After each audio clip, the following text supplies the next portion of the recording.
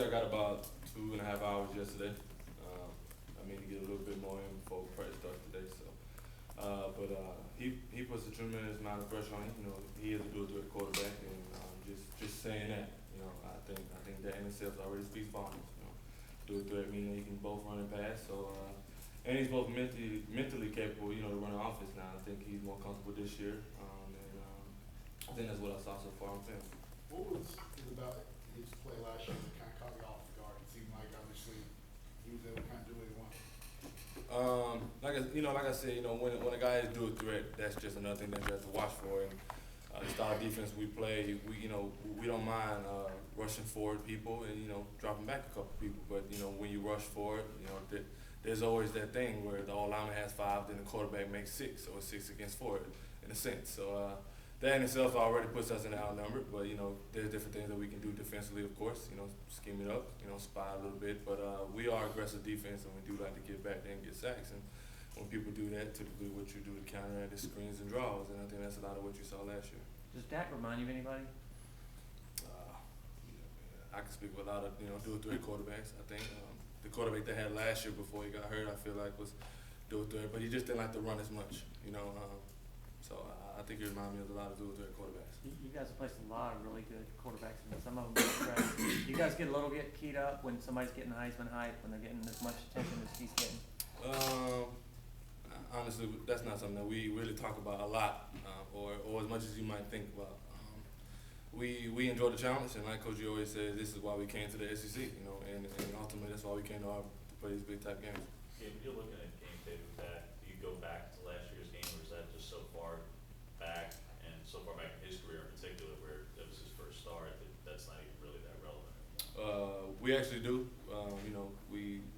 Our emphasis this year was to build on what Auburn does great, or what we do very well. Trying not to put too much into it. So last year there was some things that we did very well. So we're gonna clean those things up. So a lot of emphasis was watching what last year's film. Yes.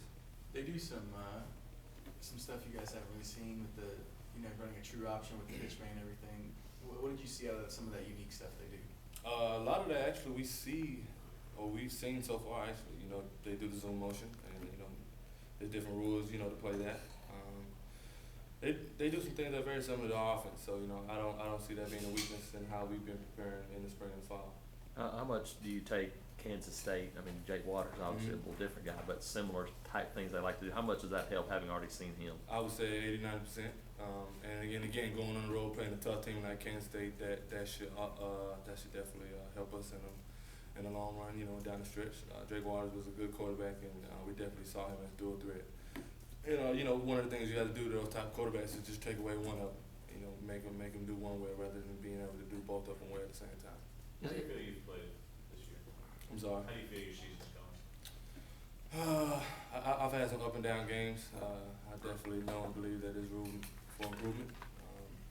And if you asked me that last year, I would have said the same thing. So still a long way to go. We're fourth of the season down. And I'm interested to get out there this week.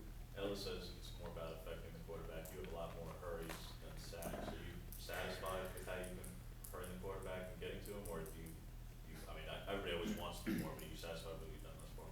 I'd much rather have sacks than hurries. I can promise you that. I can promise you. Yeah, talk about your alignment and those issues. This week, alignment and staying in rush lanes, those things. How much more important is that with a guy like Prescott?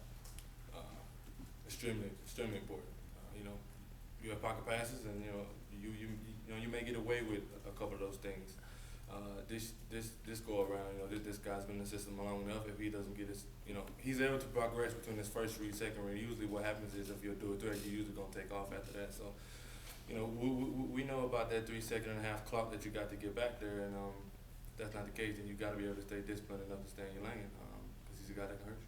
Your running back's a small guy, but he picks up lots of yards. I think they call him a bowling ball because it's so hard to tackle. I call him a bowling ball. He looks like a bowling ball. What do you notice on the guy? What makes him so tough in the field? He's a hard runner, and I feel like he really embraces contact.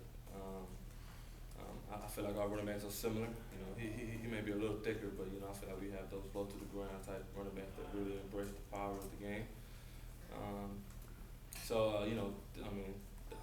Ultimately, that's what I like about it. we've seen some good running backs in this league and in the past, so, you know, another great challenge this week. Gabe, how do you, is your mindset different, I mean, number 3 against number 2, a big game like this? Is your mindset different in preparation for a game like this? It's a little different, but honestly, since I've been here, Mississippi State has always gone down to the wire, and that's from my freshman year. That's whether they're unranked and whether number 3, we always know we're going to get our best bet for Mississippi State. It's always a tough game. So that's really all I know since I've been here.